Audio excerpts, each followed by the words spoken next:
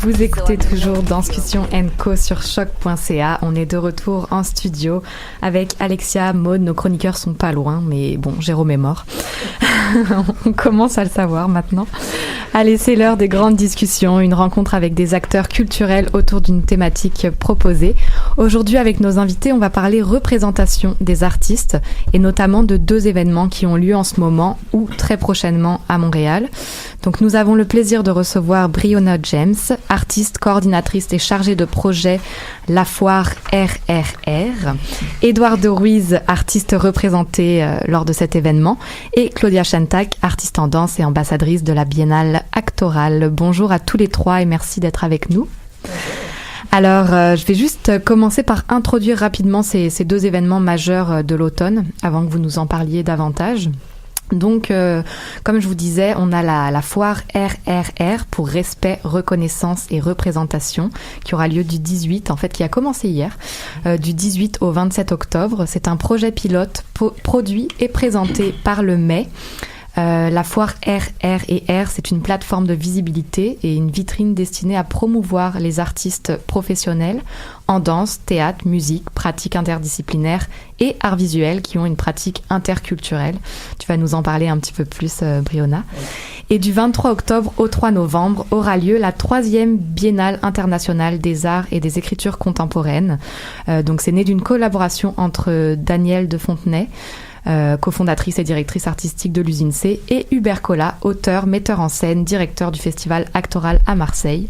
Donc une biennale dont la programmation pluridisciplinaire mêle le théâtre, la danse, les arts visuels, la performance, la musique, le cinéma, la littérature, tout un programme. Claudia, tu vas aussi pouvoir nous en parler un peu plus. Donc justement, avant de rentrer dans tout ça, on va un petit peu clarifier le rôle de chacun. On est beaucoup autour de la table, là ça va être bien de pouvoir entendre vos voix et de savoir un peu quels sont vos rôles dans ces événements. Donc Brionna, je me tourne vers toi. En quoi consiste ton rôle de chargé de projet de la foire RRR? Ok, moi je suis premièrement anglais, alors pour m'exprimer, pas de problème, je vais parler en anglais. La foire RRR is all about representation. So it's really about giving a platform to those marginalized people, people of color, trans people, people with disabilities, anybody that you wouldn't normally see on a big stage. We're trying to give them a platform and a way to show the world, hey, I'm here too, and I deserve to be hired as well.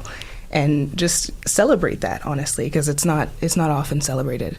And so the May really wanted to do that, to give them a place where they could feel safe in order to do their performances, to do whatever it was that they wanted to do. When they've been told no and turned away from so many other places, the May wanted to be the place to say yes. And we're hoping to encourage other theater companies to do the same.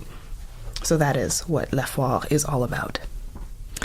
Eduardo, tu présenteras, toi, une performance durant cette foire RRR. En fait, il y a beaucoup d'événements, de conférences. C'est vraiment un forum qui encourage les échanges. Oui.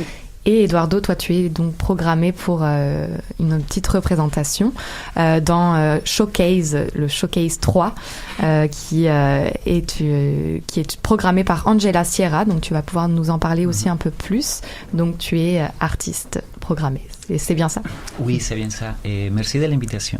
Ça fait bien plaisir. Et, oui, je suis programmé dans les foires RRR.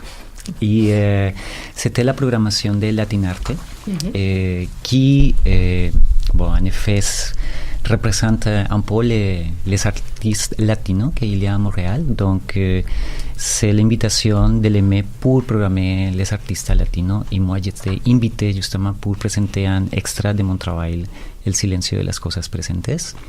Donc, c'est ça. Et ça me fait vraiment plaisir de participer à la foire et de nouveau être invité dans les activités humaines. C'est un peu la maison qui m'a accueilli depuis que je suis ici à Montréal. On peut peut-être spécifier, Eduardo, que tu es chorégraphe. Tu arrives de Colombie. Depuis combien d'années es-tu là et est-ce que tu vis un manque de représentation, de visibilité? Comment s'est fait ton cheminement depuis que tu es arrivé à Montréal? Moi, je suis à Montréal depuis 6 ans. Et Et le chemin, c'est long. Je pense que je suis encore en train de construire ce chemin, d'être dans l'événement de danse, dans le réseau de la danse à Montréal. Et le chemin, c'était débuté justement au mai. Et c'est la première institution qui a reçu mes travaux et a cru un peu dans les choses que j'avais fait avant en Colombie. Et également, le studio 303, ça fait une partie importante de mon travail ici à Montréal. Et bon, sont les deux institutions qui me sont permis d'avancer dans mon chemin comme chorégraphe, comme danseur. Et parallèlement à ça, moi, je travaille à la UQAM parfois comme chargé de cours. Donc, ça me permet aussi de développer mon carrière comme artiste et comme professeur de danse à Montréal. Et en effet, c'est en conjonction de toute cette connaissance que ça me permet d'ouvrir la possibilité d'être ici à Montréal. Et les dames aussi ont fait partie de ce chemin. Et j'étais invité pour faire les capsules vidéo de mentorat des dames en 2015-16, la première édition de le mentorat. Donc, ça m'a permis aussi de connaître d'autres artistes de la diversité et personnes établies déjà à Montréal. Et bon, mais c'est un chaîne des événements qui est en train de se passer. Et bon, bientôt, c'est aussi densité qui accroît dans mon travail. Et bon, la chapelle, et bon, ça commence à aller plus en développement de cette chaîne de travail. On souhaite à tous les artistes immigrants ou de vivre un cheminement comme le tien. On peut peut-être rappeler que DAM, c'est Diversité Artistique Montréal. Juste la totalité des et rappeler que choses. mai, c'est... parce qu'on parle beaucoup du mai. Non, mais on parle beaucoup du mai, mais on ne sait pas forcément non plus qu'est-ce que c'est. Donc, le Montréal Art Interculturel, le mai défend et soutient le développement, la création, la présentation, la promotion des arts interculturels. Et il est destiné à un public varié. Il propose des programmes qui stimulent vraiment le dialogue au sujet des arts interculturels. Donc, voilà. En effet, ce sont des institutions interculturelles, interdisciplinaires qui permettent justement l'intégration des artistes latinos et bon, d'ailleurs. En effet, c'est pas seulement latino. Exactement. Puis les plateformes en ce moment sont assez parfaites parce que je me tourne vers toi, Claudia, notre ambassadrice actorale. Parce que si on ouvre le calendrier et on veut voir de tous les styles et de tous les genres, si on associe la foire, le respect, reconnaissance, représentation et actorale, ben, on a un panorama parfait en fait en ce moment à Montréal de la culture actorale. Ambassadrice Claudia Chantac, on te connaît plus comme artiste en danse. Qu'est-ce que tu fais à cette position? Et merci d'être avec nous, Claudia. Mais merci de l'invitation. J'avoue que c'est un premier rôle comme ambassadrice et je suis vraiment contente d'avoir ce rôle-là. En fait, j'ai eu un partenariat avec l'Usine C pendant 2 ans. J'ai animé les discussions volet danse avec leurs propres ambassadeurs qui étaient des gens qui ne sont pas habitués à voir de l'art vivant et qui venaient voir des spectacles avec un ou une amie et ensuite autour d'une bonne bouteille de vin, on discutait danse. Donc, pour moi, je trouvais ça super important de faire grandir le réseau des spectateurs de l'art vivant de cette façon-là. Et là, cette année, ils cherchaient des ambassadeurs qui sont des artistes, qui ont une pratique artistique pour vivre le festival de l'intérieur. Et j'en suis ravie parce que je vais pas dormir pendant 2 semaines. Je vais être là tous les soirs. Et je vais vraiment pouvoir découvrir des artistes que je ne connais pas, ce qui est génial. Et voir à la fois du théâtre, des nouvelles pratiques, des lectures, cinéma, danse, littérature. Et en échange, j'ai juste à partager ce que j'ai ressenti comme spectatrice avec ma communauté, ce que je trouve qui est super parce que il y a beaucoup d'événements à Montréal et ça passe vite et je trouve qu'on n'a pas le temps d'en parler et donnons de la visibilité à ce qui se passe ici parce que c'est magnifique. Puis je suis triste de rater la foire RRR, tout arrive en même temps, je voudrais me dédoubler pour être présente partout. Mais est-ce que tu peux nous donner un aperçu de la mission et les valeurs de Actoral et pourquoi Usine C et comment ça s'inscrit dans l'Usine C aussi, dans le mandat de l'Usine C? Ouais, ben en fait déjà l'Usine C présente beaucoup d'art vivant en théâtre et en danse, donc ça mélange les disciplines et c'est vraiment un partenariat avec Marseille où est-ce qu'il y a des artistes qui reçoivent à la fois des résidences de création à Montréal ou là-bas. C'est aussi un partenariat avec la France, la Belgique. Et ça souhaite présenter des nouvelles écritures, des paroles un peu avant-gardistes pour chambouler un peu ce qu'on va voir. Et ce qui est génial, c'est qu'en une soirée, on peut voir 3 shows, un après l'autre. Donc, on peut commencer avec une projection de 45 minutes, après ça, aller dans une salle, avoir une lecture d'1 heure, puis après ça, rentrer dans un autre univers de danse pendant 1h30, puis après ça, il y a un party. Fait que, tu sais, c'est vraiment... être chamboulé comme spectateur d'une proposition à une autre, puis de voir comment on vit ça de l'intérieur. J'ai envie de rebondir. Brionna, le terme foire évoque énormément de choses. Pourquoi a été choisi ce terme-là et en fait, pour rebondir à ce que vient de dire Claudia, c'est un peu le même type d'événement où on peut sauter d'une conférence à un atelier, à une vitrine showcase où tout est un peu dans aussi questionnement autour de la surconsommation. Pour 3 petits points.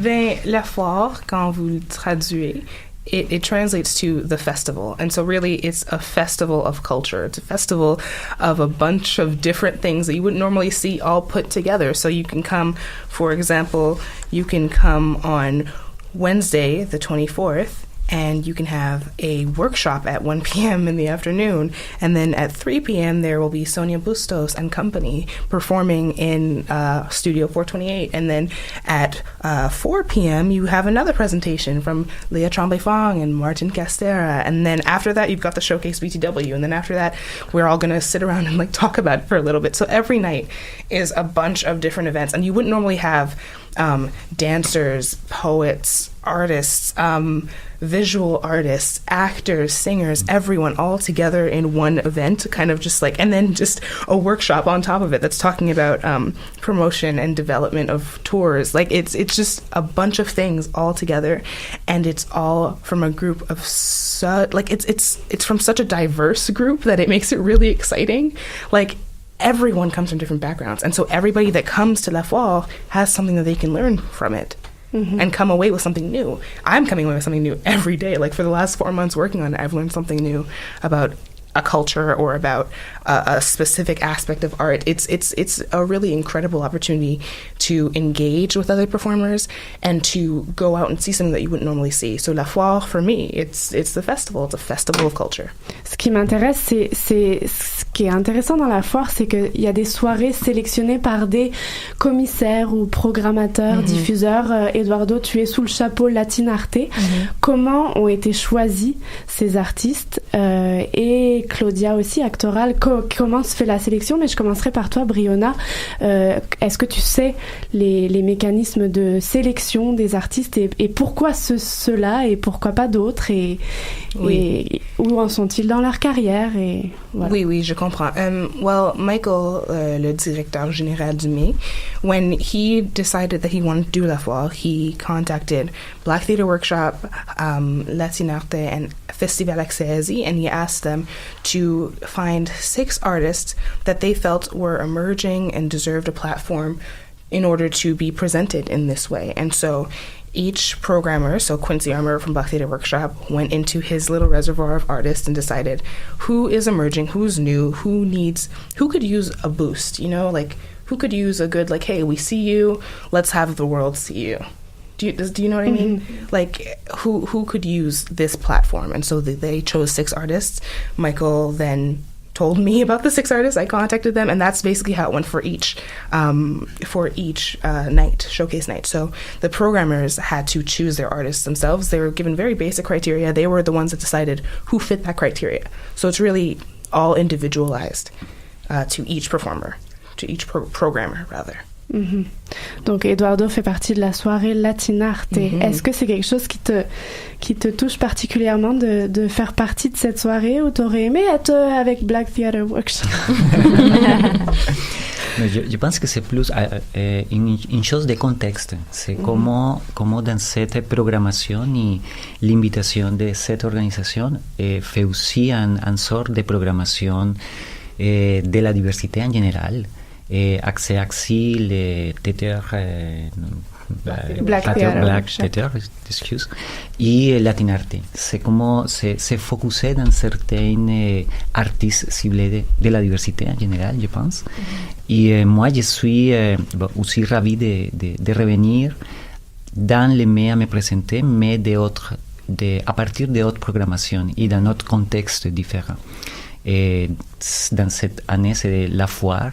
Et de toute façon, je peux dire que l'EME, c'est une institution qui accueille vraiment les artistes de la diversité. Donc, c'est facile et dans certaines façons, pour nous, les personnes qui viennent d'ailleurs, être accueillies pour l'EME. Peu importe si c'est Latinarte, peu importe si c'est Axi, peu importe si c'est Black Theater, peu importe si c'est éclectique, peu importe si c'est la programmation générale du mai, c'est comme des portes ouvertes finalement. Et moi, je suis ravi toujours d'être là, peu importe les chapeaux qu'ils portent.